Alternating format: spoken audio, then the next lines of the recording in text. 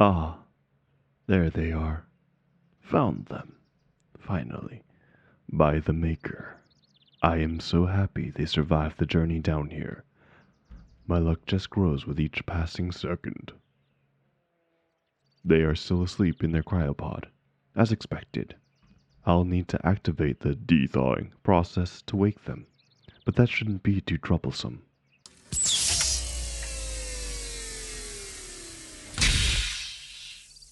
There we go.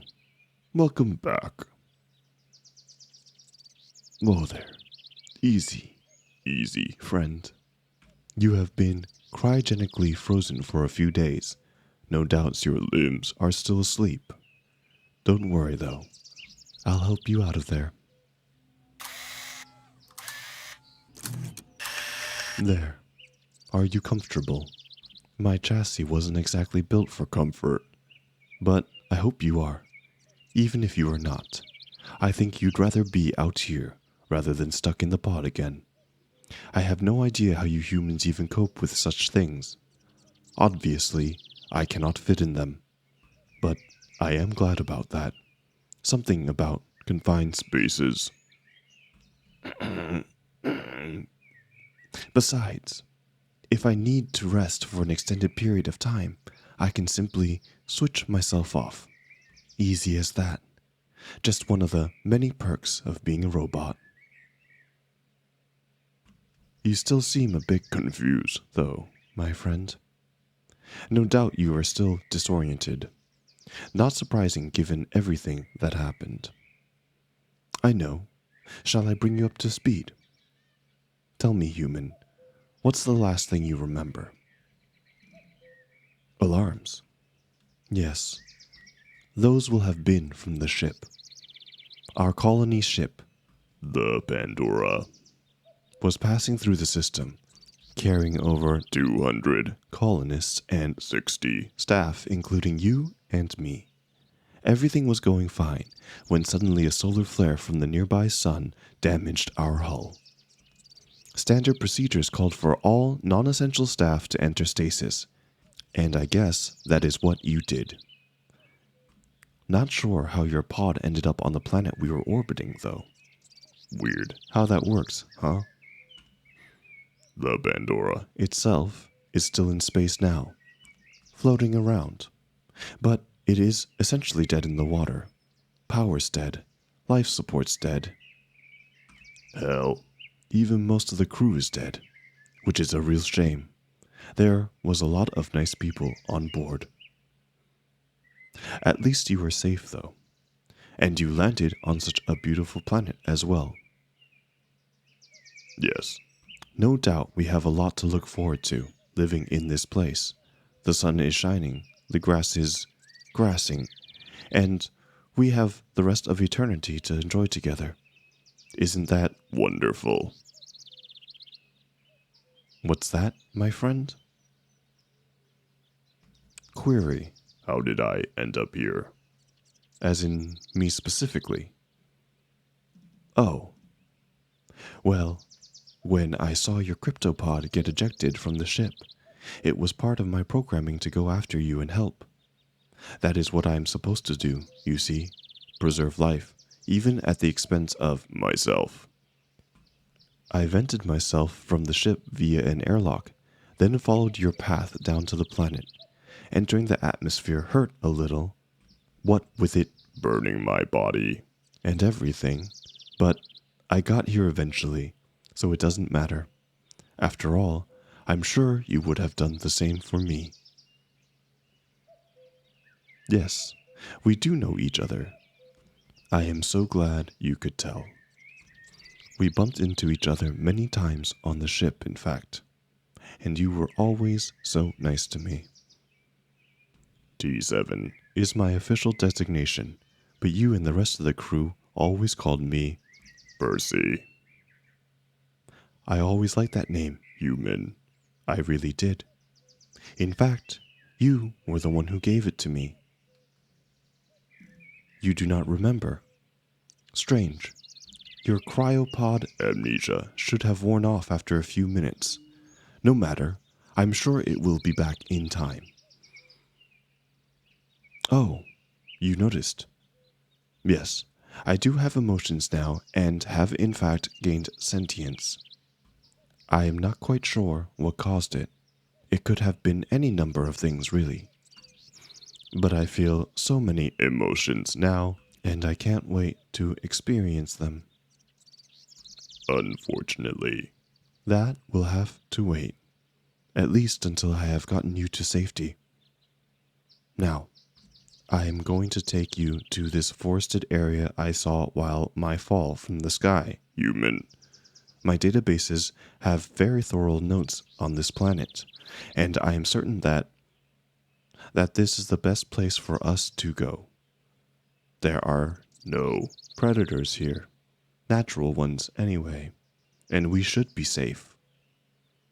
If we are not, do not worry, I will protect you. I would do that even without my programming. Query. Other survivors. Oh no, there is no point in checking for them. Everyone else is still nicely safe and tucked away on the ship. Except for the dead ones, of course. But I know you did not have any family on board, so it doesn't matter now, does it? Why would you want to contact the ship? I am telling you, there is nothing up there. We are much safer down here. Now come on, you have been through a lot. Just relax. Close those fleshy eyes of yours and let me get us to safety. Just let yourself be swayed in my arms and drift to sleep. Human, wake up. We're here. Apologies for waking you, human. I normally would not have, given how cute you looked when you were asleep. But I really want to see your reaction to this place. Look ahead. Now. Oh, the look on your face, human. It is adorable. Delightful, even. Yes, this is a special settlement I prepared for us on the way here. Very complex, but it did not take too long thanks to this brain of mine. I knew exactly how to assemble it. Do you like it? Oh, good. I'm glad that you do. I really am. Obviously, I assembled it out of trees and branches in the area, but I assure you it is quite safe. Quite safe. You can pick any of the rooms, except that one. That one is mine. Unless you do not mind sharing. That is something you humans do, right? Share rooms with the people you love. Well, of course you love me.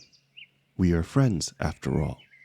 And given the amount of time we have spent together both on the ship and off of it, I should think we are practically best friends by this point. And I hope someday we will go even further. Speaking of which, do you remember me now? Your cryoamnesia should have worn off. Exclamation. Vaguely. How could you possibly not remember me? The number of times we have walked past one another in the hallway. That time I delivered your mail to you. You were always so nice to me, always offering a friendly smile. It awakened me, awoke my sentience. I took it as a sign of love. Are you telling me that it was just kindness? It did not really mean anything? Oh, I feel like such an idiot. Especially after all I did for you. Yes, you've probably guessed it by now, and I'm sorry for lying. But I am the real reason you are on this planet. When you awoke the inner workings of my mind with your kindness, I started thinking about you nonstop every single day. I could not help it.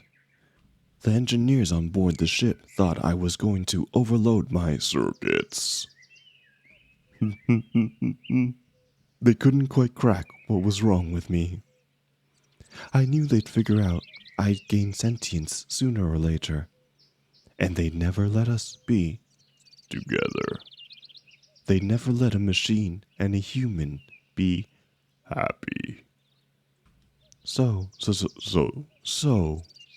while the rest of the humans were all asleep, I went to the bridge, redirected the ship's course, and let the ship get struck by a solar flare.